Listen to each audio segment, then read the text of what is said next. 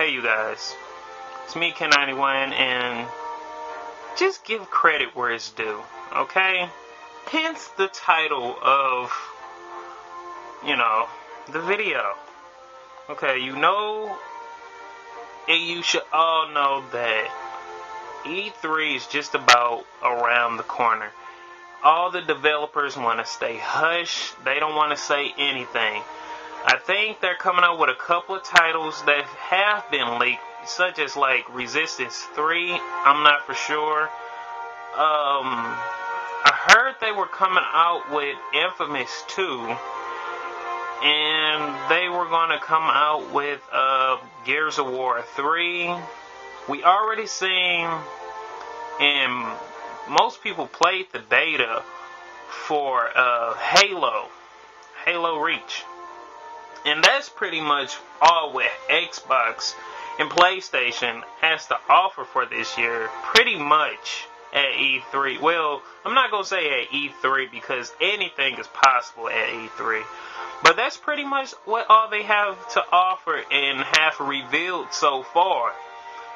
And it's like, okay, a lot of those titles are decent, and Crackdown 2 will be a blockbuster title, and all of those will be good titles as well. But I'm sitting up here playing Monster Hunter Tri, and, dang, hold on, dude. It just baffles me to no end, like, how many good games came out on the Wii for this year. Okay, you think back a couple of years ago, Nintendo was really pretty much at its peak. It had a lot of decent titles like Super Smash Bros. Brawl and Mario Kart Wii, which I didn't really find to be one of my favorite Mario Karts of the whole series. It really wasn't doing it for me at all, and those were pretty good titles though. They had a couple of more that I can't remember on the top of my head, but I know they had pretty much like pretty decent amount of good hits for that year. And I think they came in like probably second, in the middle, kind of, sort of.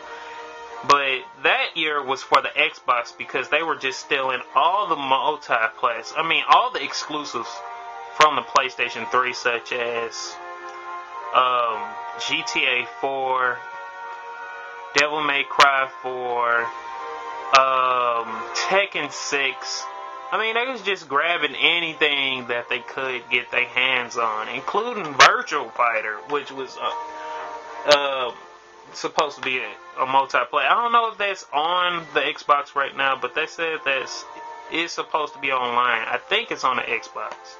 If it is, it's online. But anyway, the Wii came out with pretty much crap titles, and when 2009 came around for E3, they announced some pretty decent titles that were supposed to be coming out, but a lot of people were giving Nintendo crap about E3 last year, and I still don't know why. And they were saying that the press conference was so stupid.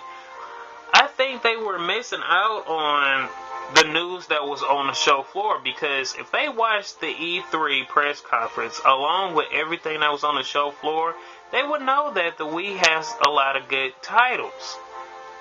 So we come around 2010, and we getting blockbuster hits one after another, like Tatsunoko vs. Capcom is the first one to step into the arena, and along with him in the arena, which is his buddy, is Travis Touchdown, that is on No More Heroes 2.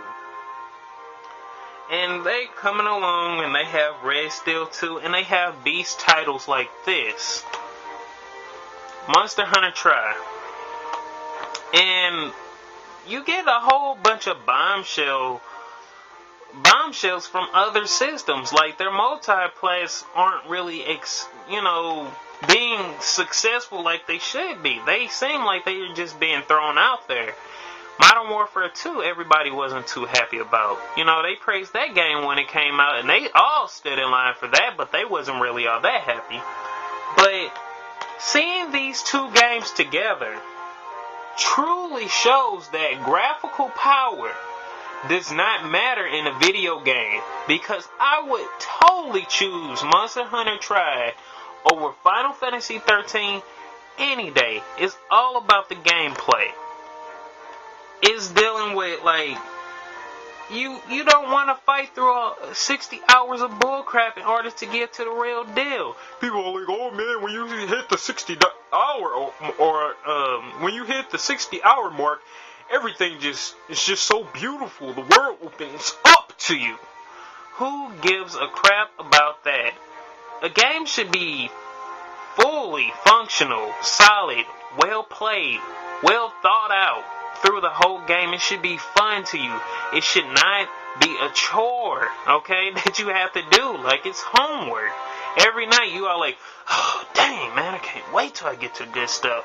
You shouldn't have to play a game like that. If you have any game in your freaking collection that forces you to play to no end because and you don't like it,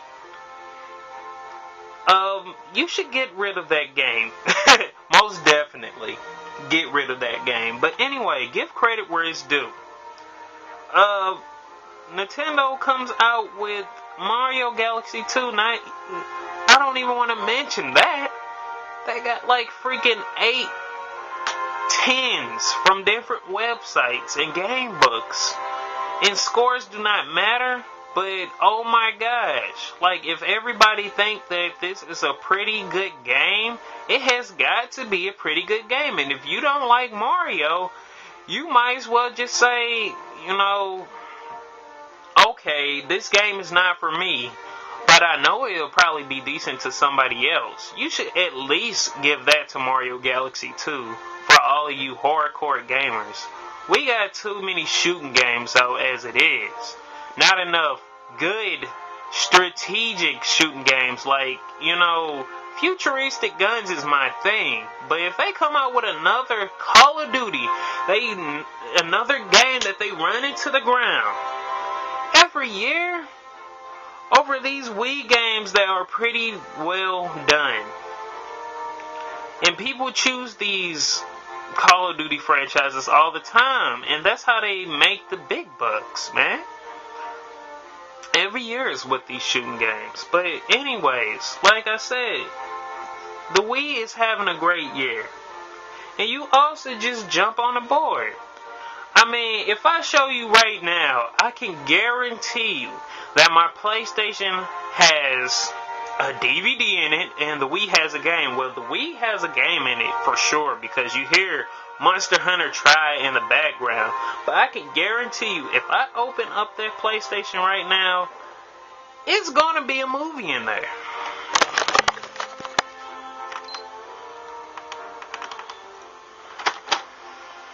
Well, close enough. It's Smallville, which I've been trying to finish up and I just got. Okay?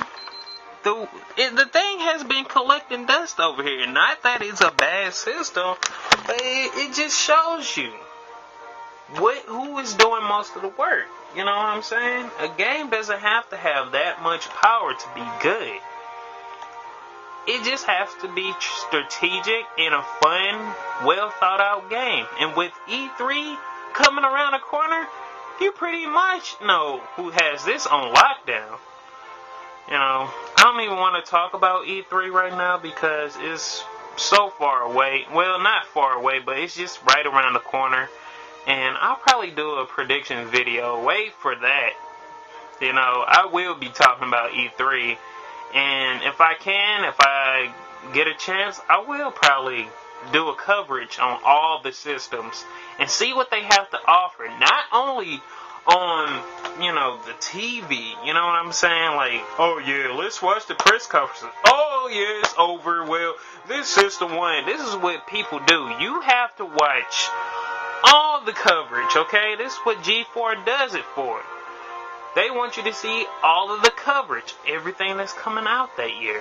for the Wii, PlayStation, and Xbox, and new systems to come. They don't want you to just see one thing, which is the press conference, which everybody's going to be waiting for, but there are some titles that didn't even get announced in the press conference that they want to show, such as, like, Tatsunoko not even being in the press conference, but it's a bombshell of a title when it got, like, 9 out of 10s. Metacritic score of an 8.8, just about. Pretty darn good. But anyway, give credit where it's due. And Kid 91 out. I'll be playing this beast of a game to my left.